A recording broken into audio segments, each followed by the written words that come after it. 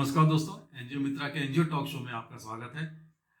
आज हम लोग जिस एनजीओ के बारे में बात करेंगे वो एनजीओ उत्तर प्रदेश की है और उस एनजीओ के बारे में मैं छोटी सी बात बता दूं। उस एनजीओ ने एक मुहिम चला रखी हुई है कि 1 रुपए में मरीजों का इलाज। जी हाँ दोस्तों, आपने सही सुना। ये संस्था एक डॉक्टर साहब द्वारा संचालित की जाती है। डॉक्टर साहब बहुत बड़े एक ऑर्थोपेडिक सर्जन हैं, उनके द्वारा संचालित की जाती है।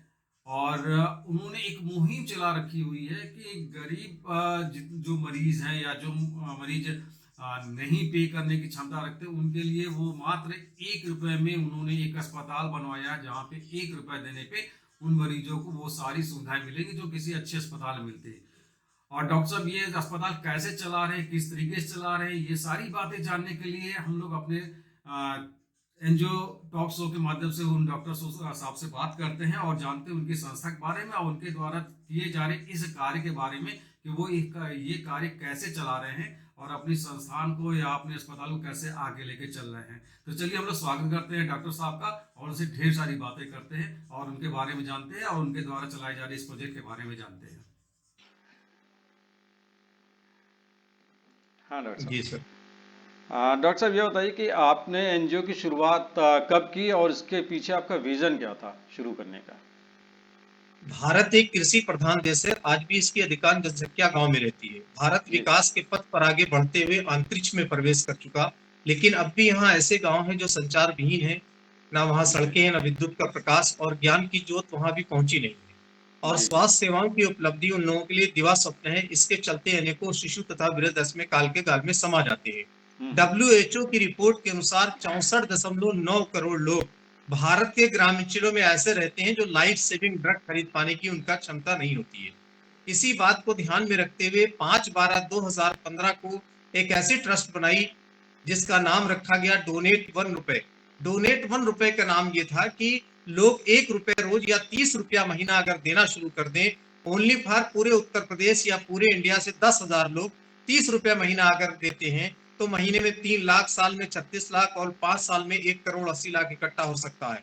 हर 5 साल पे हर जिले में एक सुपर स्पेशलिटी हॉस्पिटल को बनाया जा सकता है जो less than 50% of any other private hospital treatment करेगा। और अगर हमें this patient is very poor then free of cost treatment, इस कंसेप्ट को लेकर एक ऑफिस बनाई डिस्ट्रिक्ट गोंडा में। लेकिन हमारे साथ 10 इंसान नहीं जुड़े जिन्होंने 1 रुपए का कंट्रीब्यूशन किया हो।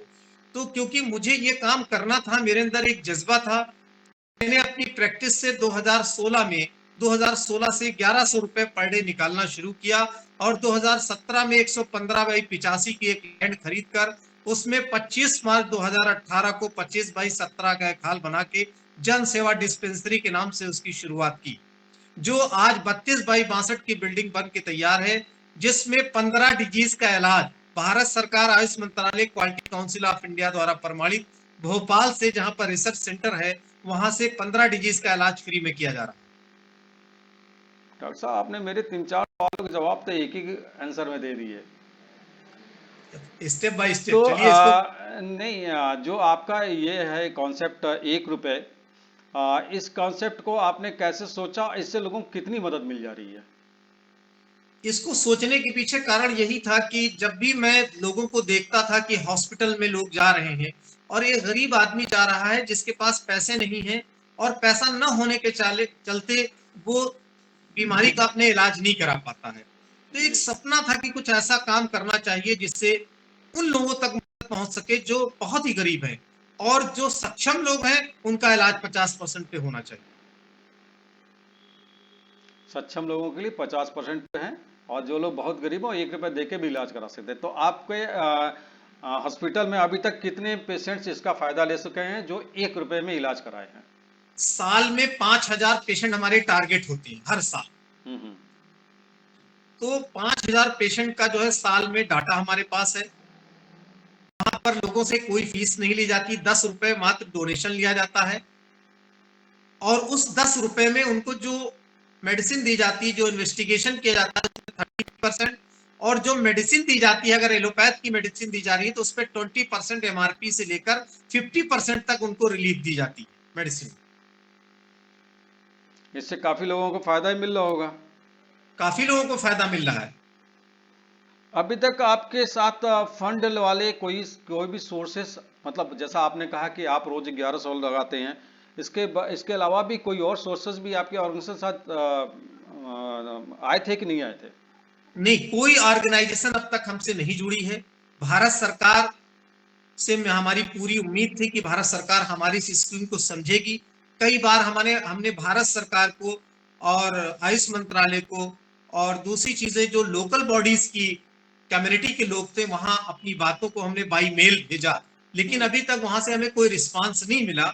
इसलिए अपनी प्रैक्टिस का डेली मैं पैसा निकाल रहा हूं और जो तो आज भी भारत निकालता हूं। भारत सरकार की किसी भी स्कीम में अभी तक आपने अप्लाई भी किया है?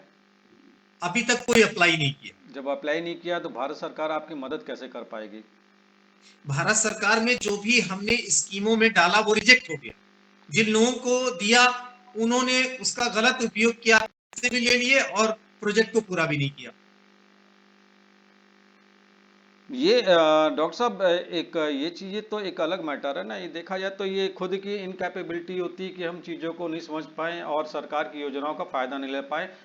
सरकार को ब्लेम तब कर सकते हैं जब सरकार पे हमने लगाया, सरकार ने मेरी चीज़ों को समझने की कोशिश ही नहीं की, तब तो जी भाई जस्टिफाइड मैटर है ये। जी अदरवाइज जी बिल्कुल नहीं है। अगर आपने अप्लाई किया, जेन्युइनली आप बहुत अच्छा काम कर रहे हैं और सरकार कहती है नहीं भाई हम इस टाइप की चीज़ों को सपोर्ट नहीं करते हैं, तब तो भाई जी कहा जी जा सकता है कि सरकार वाकई में नॉन सपोर्टिव है या फिर सपोर्ट नहीं करती है, जो वाकई में अच्छे से काम कर रहे हैं। तो यहाँ पे जी जी। बहुत सी चीज़ें ऐसी होती हैं कि कुछ लोग चाहे जैसे भी प्रोजेक्ट चलाते हो लेकिन सरकार उनको मदद कर जाती है, होता है। सर सरकार तब मदद करती है जब उसके पीछे एक कारण है। जब आप सरकार से मदद लेने जाते हैं तो बीच के जो लोग होते हैं हम्म। उनका यह कहना था आप इतने पैसे हमको दीजिए तो आपको एक प्रोजेक्ट पास करा देंगे।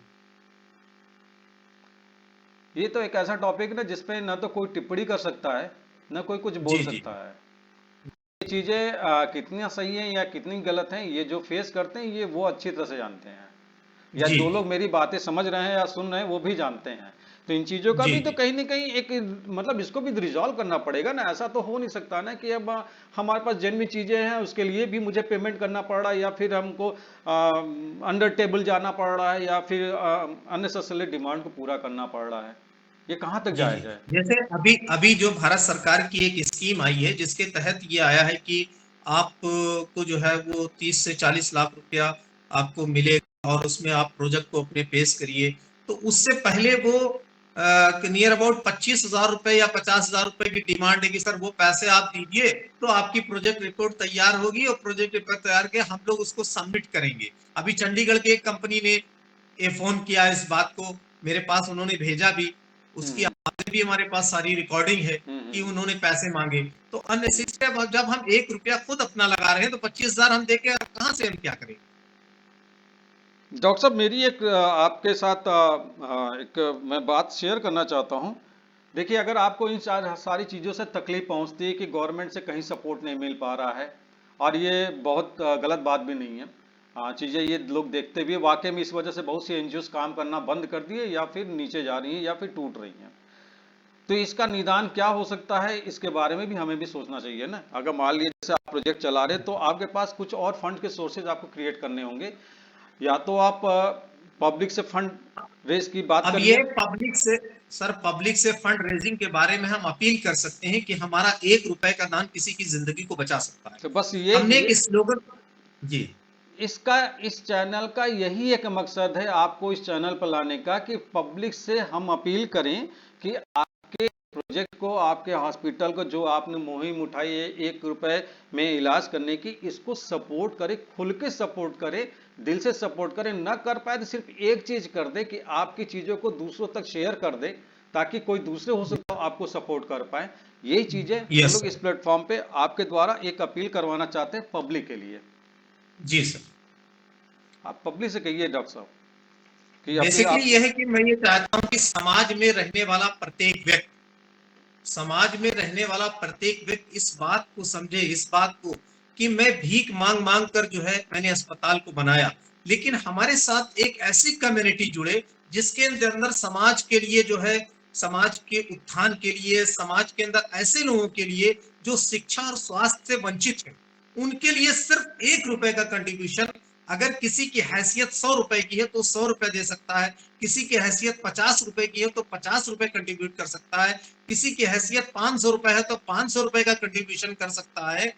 हमने एक प्लान तैयार किया है कि जो शख्स हमको 365 रुपए साल देगा, उसको 1 साल तक 15 डिजीज का इलाज फ्री में होगा और उसके परिवार के मुखिया को 1,50,000 का एक्सीडेंटल इंश्योरेंस आईसीसीआई बैंक के जरिए हमारी ट्रस्ट प्रोवाइड करेगी।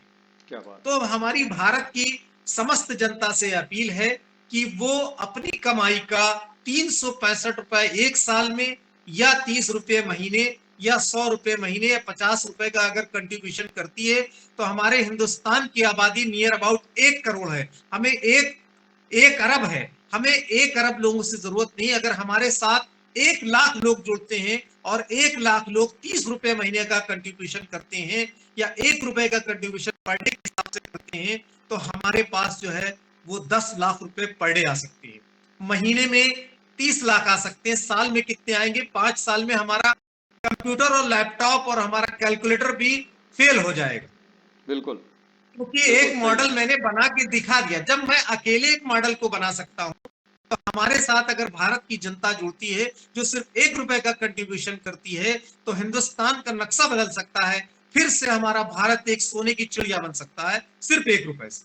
डॉक्टर साहब, आपकी बातों में बहुत दम है और जिस हिसाब से आप अपनी मुहिम को चला रहे हैं और इस मुहिम को लोग सपोर्ट करें, समझें और दिल से इसको आगे बढ़ाएं, शेयर करें, लोगों तक पहुंचाएं ताकि आपकी जो ये जो प्रोजेक्ट चल रहे हैं 1 रुपए के स्कीम के बेस पे, इससे लोगों को ज़्यादा से ज़्यादा फायदा पहुंचे।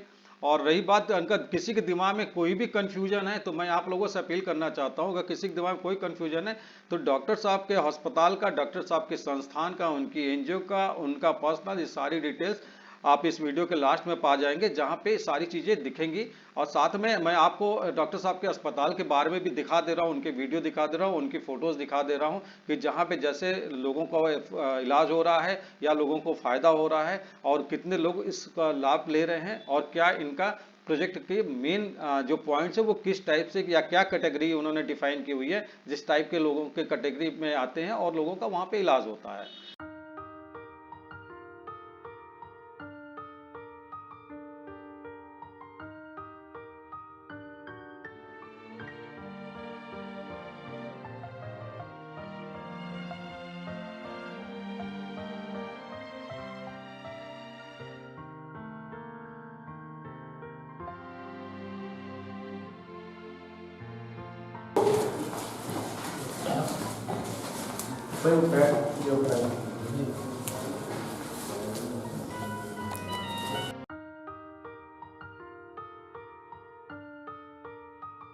ये थे हमारे डॉक्टर साहब जिनके बारे में आप लोगों ने जाना और उनके उस प्रोजेक्ट के बारे में जाना कि क्या वो चला रहे हैं, किस तरीके से चला रहे हैं, कैसे वो मैनेज करते हैं, कितना वो कंट्रीब्यूट करते हैं और लोगों से उनकी क्या अपेक्षाएं हैं और वो उनकी उन्होंने क्या अपील किया आप लोगों से या जो लोग देख रहे हैं हमारे व्यूअर्स उनसे या बाकी आम लोगों से, ये भी आप लोगों ने जाना। उम्मीद है कि आप लोगों को ये शो भी पसंद आया होगा, डॉक्टर साहब द्वारा चलाए जा रहे प्रोजेक्ट को भी आप लोगों ने सराहना की होगी और अगर आपको लगता है तो आप उनके इस प्रोजेक्ट को जरूर सपोर्ट कीजिए। कुछ नहीं तो उनके द्वारा चलाए जा रहे इस मुहिम को शेयर कीजिए, लोगों में भी बताइए कि इस टाइप के भी प्रोग्राम चल रहे हैं, संस्थाएं चला रही हैं, तो ताकि उनके बारे में लोग ज़्यादा से ज़्यादा जान सके और जिनको जो सपोर्ट करना सपोर्ट भी कर सके।